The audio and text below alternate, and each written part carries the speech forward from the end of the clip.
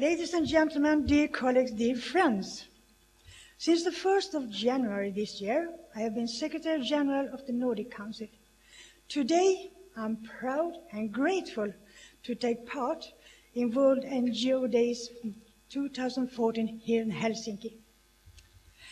An informal Nordic cooperation has existed for a long time among many groups and organizations. Today, we call them NGOs. The formal Nordic cooperation was formed after World War II, when the politicians in many parts of the world wished to have stronger international cooperation in order to avoid new wars. The Nordic Council was formed in 1952, not only including cooperation among parliamentarians, but also involving the Nordic governments. Later in 1971, the governmental cooperation was made stronger when our sister organization was formed, the Nordic Council of Ministers. Let me stress that the formal Nordic cooperation is just the top of the iceberg.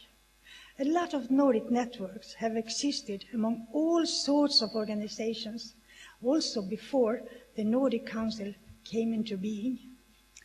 If only the politicians wanted Nordic cooperation, very little would happen. We are part of a much bigger network of Nordic cooperation. During the Cold War, we mainly focused on our own region, but today the Nordic region is reaching out to its neighbors and beyond.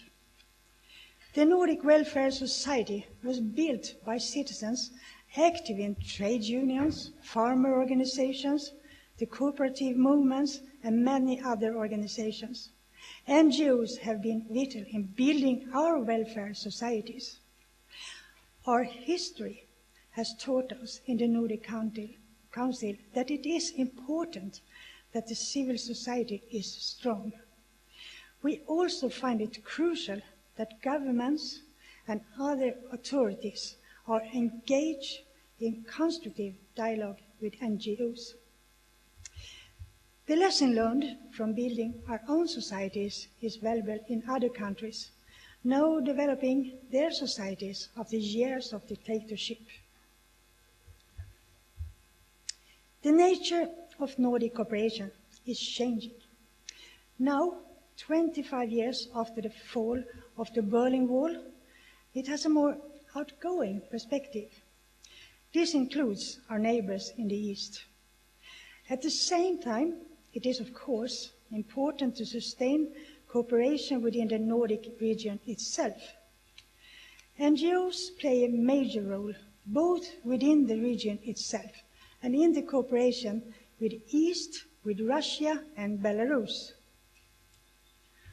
NGOs are key players in the Nordic Council of Ministers cooperation with the Baltic states and northwest Russia. Priority areas include the environment and progress toward democracy. They are also our partners in building networks and cross-border cooperation in the Baltic Sea region. The parliamentarians in the Nordic Council support the Nordic Council of Ministers cooperation. One key area is promoting democracy, civil society, and collaboration with NGOs, both directly and through the inclusion of NGOs in other projects that involve local and regional authorities. In relation to Belarus, the Nordic Councils of Ministers also support NGOs, and the Nordic Council here has direct contact with opposition parties and grassroots organizations. Since 2007, the Nordic Council has arranged annual seminars for participants from Belarus in cooperation with the Baltic Assembly. In the first years, both politicians from the Parliament and from opposition parties participated in roundtable seminars to create a neutral platform for debate between Belarusian politicians. In the aftermath of the presidential election in December 2010, where even candidates for the presidential election were arrested, the Nordic Council only had contact with opposition parties and NGOs. One topic at the latest seminary in September 2013 in Vilnius was how the Nordic and Baltic countries could play a positive role in the process towards a more open and democratic Belarus. The task turned out to be very, very difficult, but not impossible. The Belarusian representatives highlighted the Nordic region's free and transparent elections as a model and welcomed further dialogue. The Nordic Council stresses the importance of continuing to support and educate the civilian community in Belarus. Knowledge of the outside world and how it works is limited in Belarus. Therefore, it is absolutely essential that the Nordic countries continue to develop support for opposition groups and human rights organizations in the countries close to the Baltic Sea region.